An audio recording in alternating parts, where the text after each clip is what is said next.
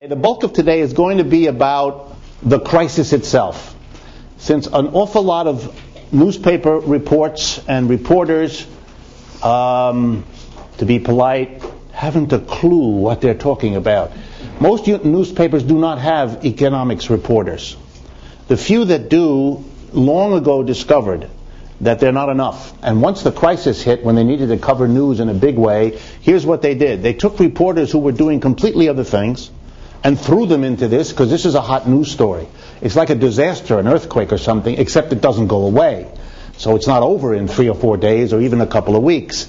And that means reporters have been shifted over, and I can't tell you how many times I've been on the telephone with a reporter who has no idea and who starts off by asking me some type of reporter question, and then for the next 45 minutes basically asks for and usually gets a tutorial to help him or her understand what's going on. I'm not the only one who does that. They call other people. Whoever is kind enough or sucker enough, depending on your point of view, talks to them for 45 minutes or an hour and explains, so they can put together the understanding that their superiors somehow imagine they got by osmosis. And so much of the reporting is done by people on a wing and a prayer and half an idea of a part of what might be going on, and that's it. So they have to write the article as if they know what they're talking about, which means, for people like me, and I hope after today for you, intense laughter that you can enjoy by reading these articles and discovering that they have no idea what they're saying. Which is also why, if you read assiduously things like the Wall Street Journal and so forth, you'll see that one article directly contradicts another. That what appears on Tuesday is completely different from what appears on Wednesday. But the person who writes the article on Wednesday doesn't make any comment to the fact that the day before there was an article that said exactly the opposite. Because they can't manage the situation, and so they just generate the stories. And they kind of hope that nobody either notices or says anything. And by and large, that's how it goes. That's how it goes. That also creates the space, for those of you that are interested, for a collection of chicanery that will go down in history. People on television screaming stock advice to you. I won't mention any names, but you'll know who I'm referring to. And guys develop a persona. They jump up and down, and they tell you what to buy, what to sell, with the kind of confidence and certainty that only is manageable by people who have no idea what they're doing. Otherwise, they'd have more of that hesitation because they know how many times they misread it, they misunderstood it, and so forth. So if you don't get that, it's run the other direction. And for God's sake, don't follow the advice. If you're lucky enough to have the money, you won't keep it if you do that. Capitalism is a highly unstable system. It is subject to regular and periodic cycles, they tend to be called in economics, business cycles, that are characterized by fairly sudden changes in what you might call the normal pattern. The kind of change in which the normal pattern gives way to an upward rise in production, employment, that's such good news for people that we don't worry much about that. The trouble is, almost every time such a thing has happened, it's been followed by the reverse, namely a downturn. And the word crisis, when it gets used, is almost always a reference to such downturns. And by downturn we mean, as the rest of today we'll spend a lot of time on, a sudden drop in production, less goods and services are produced, a drop in employment, people lose their jobs, do less work, and the economy as a whole goes into a kind of contraction in which the loss of jobs and the loss of output damages everybody's income and everybody's economic situation, which then ramifies socially. It affects politics, culture, and everything else in a society, and it affects it in ways that are overwhelmingly negative, hence the word crisis to refer to this situation. It's important to remember that the capitalist system, which is prone to these things over and over again, also has mechanisms for getting out of it. In other words, we're constantly looking at a system that dips down, but then dips back up. And this has led to the tension, you might say, over economic crisis throughout the history of capitalism. We who suffer in the downturns, we who are unemployed, We whose businesses go out of existence, go bankrupt, we suffer. So we're right here to tell you something should be done about this. But the suffering is never limited to just those who lose their jobs or those businesses that go out of business. It's everybody else, because you are touched by other people. So even if you're not unemployed, your cousin might be, your mother might be, your neighbor might be. And if your cousin, your mother, or your neighbor is affected by unemployment, it will affect you too. The mechanisms of that I'm going to go through a little bit later today. But a crisis affects many people, and even if you're not unemployed, and even if your relatives and neighbors aren't unemployed, you learn about it and you become fearful about it, and that fear and anxiety takes a toll on your employer, takes a toll on you. And so the people who have suffered have been in the forefront of those saying, I don't want an unstable system like this. But of course capitalism as a system has also had its defenders. And the defenders, we went over this, the defenders have come up with their analysis of this instability.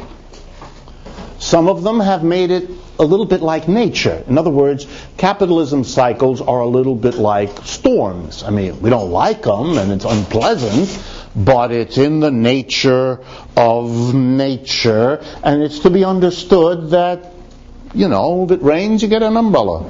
You don't scream at the sky for raining, and you don't demand that the sky behave otherwise. That would be nutty, and to ask that the economy work otherwise is nutty. A great many newspaper stories today are written as though crises, ups and downs, that's just the way it is. Nothing you can do. It's always been like that, always will be like that. Other people who are defenders don't take that road. They take a different road, if you recall. They find something positive in the cycle and they celebrate that. Remember the story? The firms that go out of business are the inefficient ones. The people who lose their jobs are the unproductive ones. A kind of a self-evident, if you weren't inefficient, you wouldn't have lost the enterprise. If you weren't unproductive, you wouldn't have been the one laid off, etc., etc. So it becomes a kind of natural selection / cleansing process. Notice here, this is a struggle over not just how to understand a crisis, but it really is also a struggle in economics about what to do when a crisis hits. And there I want to again remind you of the three broad perspectives, because you're going to see them played out in the rest of this semester in everything you read. The first, generally the most conservative. The system will cure itself. Let the downturn go. That the system has built in its own recuperative mechanisms. If you recall, I gave you the medical metaphor. If your body gets sick, your body has chemical and other mechanisms to, white blood cells that attack the invading germs, all that kind of idea. So capitalism is metaphorically seen that way. So capitalism becomes a system that will cure itself. And to drive home the point, the conservatives say the government is a poor agent for ascertaining when the problem is about to hit. It is a poor judge of what's going on, and when it enters, it makes things worse. The government screws up.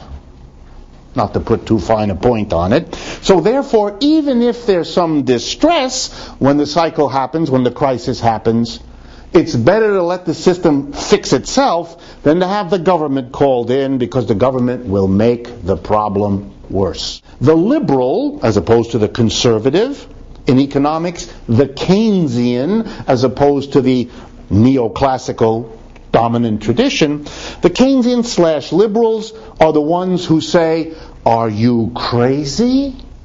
As the economy goes down, capitalism goes down, people lose their jobs, businesses go out of business. The suffering is dangerous. First of all, we shouldn't allow suffering in our society.